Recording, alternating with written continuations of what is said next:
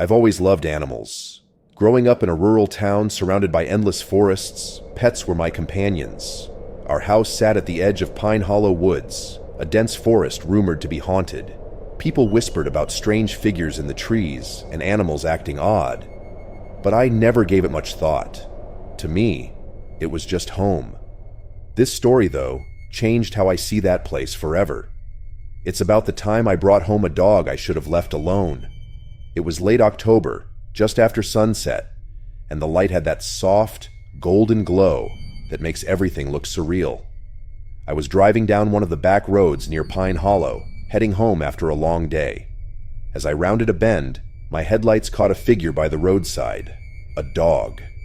It stood completely still, its dark fur blending into the trees behind it, except for its eyes.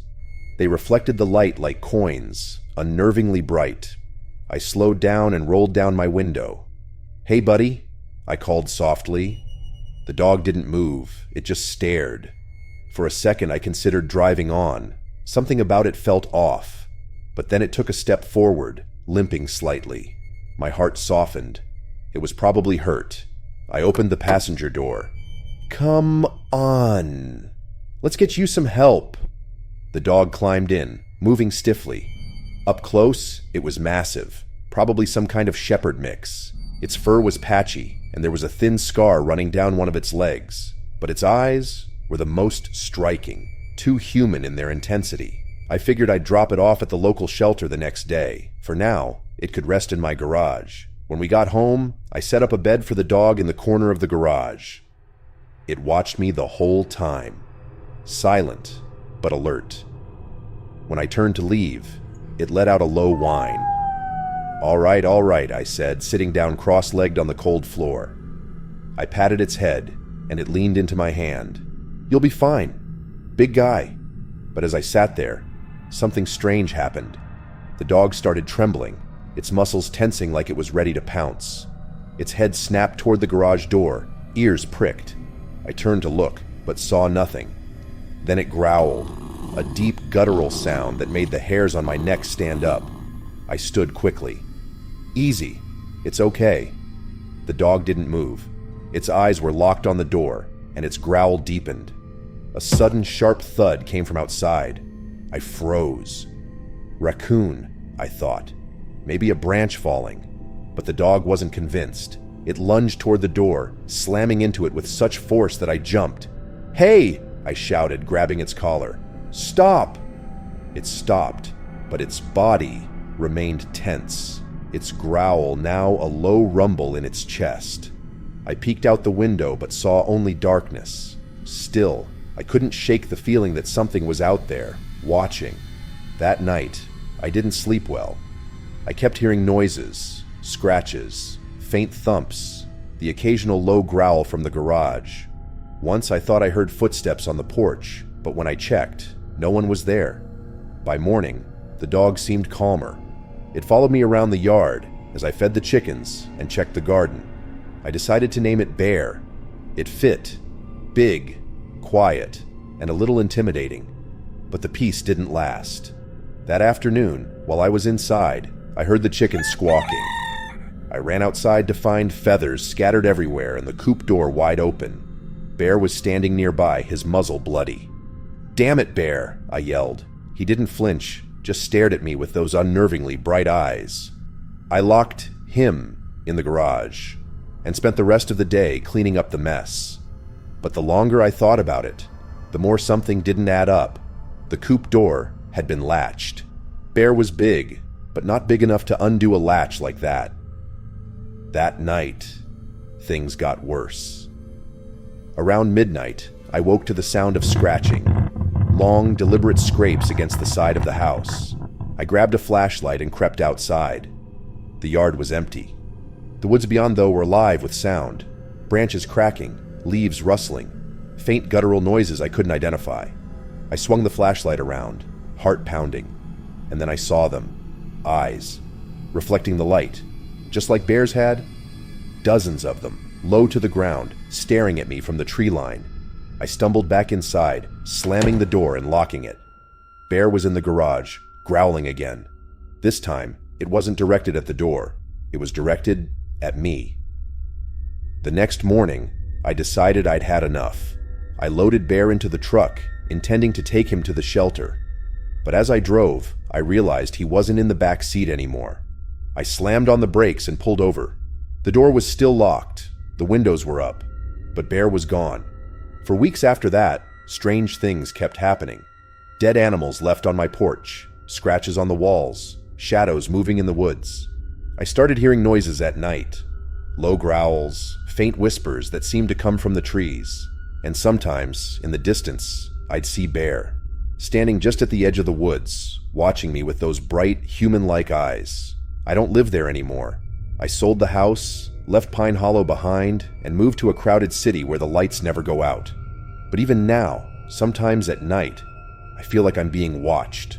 And every so often when I'm walking home, I'll catch a glimpse of a dog in the shadows. Big, dark, with eyes that seem too bright, too human. And I wonder if Bear ever really left.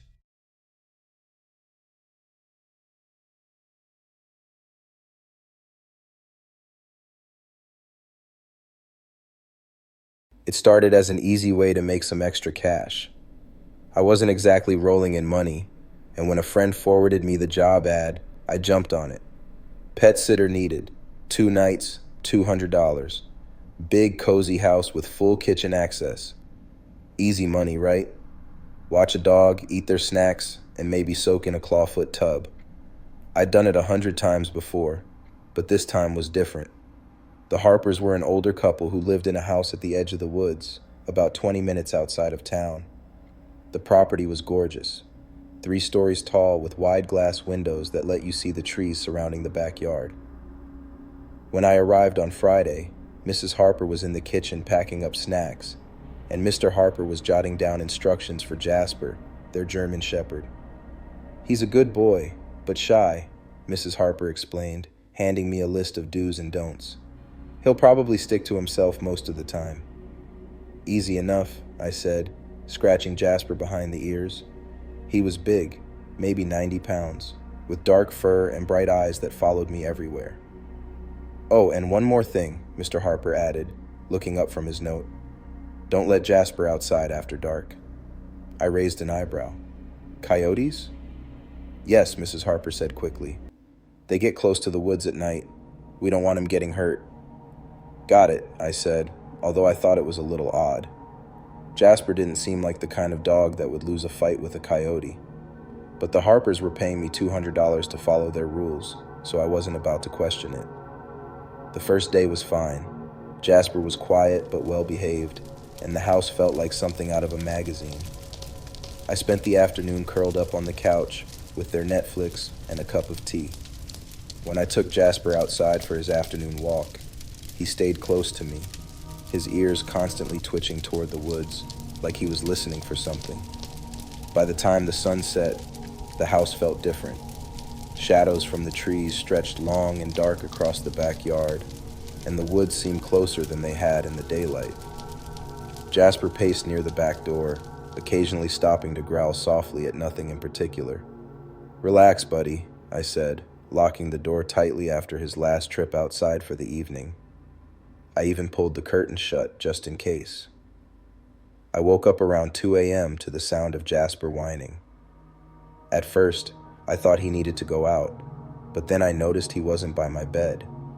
He was downstairs, and the whining wasn't the pleading kind. It was low, almost like a whimper of fear. Grabbing my phone for light, I crept downstairs to find Jasper standing rigid in front of the sliding glass door. The curtains were still drawn, but his body was tense, his ears pinned back, and his tail tucked low. "What is it?" I whispered, flipping on the porch light and pulling the curtain aside. At first, I saw nothing, just the porch, slick with frost, and the dense woods beyond. Then, just as I was about to turn away, I saw it. A figure, standing perfectly still at the edge of the tree line. It wasn't an animal. It was too tall, its silhouette thin and angular, like a person who hadn't eaten in weeks. But something about the way it stood was wrong, unnatural. I froze, my breath fogging up the glass. Jasper growled low in his throat, his body trembling. The figure didn't move. It just stood there, watching. I backed away, locking the door as quietly as I could before pulling the curtains shut. My hands were shaking as I sank into the couch, Jasper pressed against my side. I sat there for hours, listening to the silence outside, until exhaustion finally pulled me under. The next morning, I convinced myself it had been my imagination. A shadow, maybe, or some trick of the light. Jasper seemed calmer in the daylight, though he stayed close to me while I made breakfast. That afternoon, I led him out into the backyard. He stayed near the porch, his ears swiveling toward the woods like he was still on edge. I told myself it was fine, that dogs just picked up on weird things sometimes. By evening, the unease had crept back in. The shadows stretched farther across the yard, and the woods felt impossibly dark, even with the porch light on. Jasper grew restless again, pacing between the living room and the back door. Around 9 p.m., the scratching started. It was faint at first, like branches brushing against the house. But as I sat there, frozen on the couch, it grew louder, more deliberate. Jasper was at the back door, his body rigid, his growl low and menacing. I moved closer, heart hammering, and pulled the curtain aside just enough to peek out. The scratching stopped. The porch was empty. But in the snow beyond the deck, I saw them, footprints, long, narrow, barefoot prints leading from the woods to the door. I spent the rest of the night locked in the guest room with Jasper. He wouldn't leave the spot in front of the door, his body a protective wall between me and whatever was outside. I kept my phone clutched in my hand, but every time I thought about calling the Harpers, I stopped. What would I even say? That there were footprints outside and I was scared? Around 3 a.m., I heard something. It wasn't scratching this time. It was tapping, soft, deliberate, on the glass downstairs. I pressed my ear to the door, straining to hear. "Come outside," a voice whispered. My blood ran cold. It wasn't loud enough to be real, but I heard it clear as day, like it was right next to me. "Come outside," Jasper growled, low and deep, and I backed away from the door, pulling him with me. We stayed like that until dawn, the voice still echoing in my head. By morning, I was done. I packed my bag, grabbed Jasper, and drove into town. I called the Harpers from the safety of a gas station, telling them I couldn't stay. "That's disappointing," Mrs. Harper said, her voice calm, almost amused. When I told her about the figure in the woods and the footprints, there was a long silence on the other end of the line. "That's why we told you not to let him out after dark," she said finally. Her words hit me like ice water. I didn't go back to the house. For weeks after, I couldn't shake the feeling that something had followed me home. At night, I'd hear faint scratching at my windows. Once I found muddy footprints on my porch, leading straight to my door. And sometimes when I let my own dog outside, I'd see something watching from the edge of the woods, tall, thin, waiting.